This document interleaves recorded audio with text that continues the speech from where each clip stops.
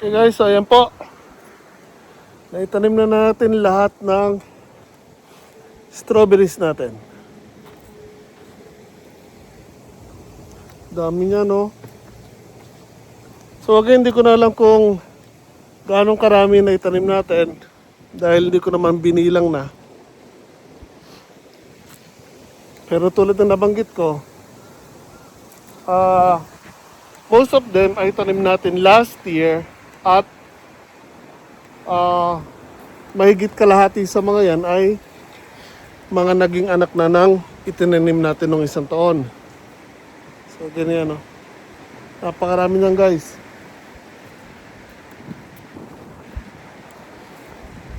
So just imagine kapag nagbunga na lahat yan. And manganganak pa yung mga yan guys. So ibig sabihin magiging triple or 5 times ang dami niyan bago matapos ang taon. Strawberries.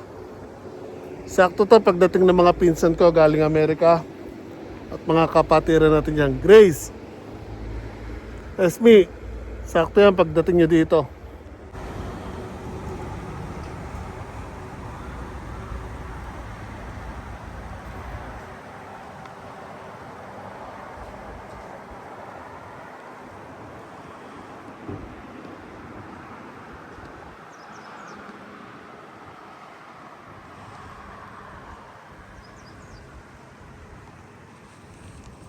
Bye.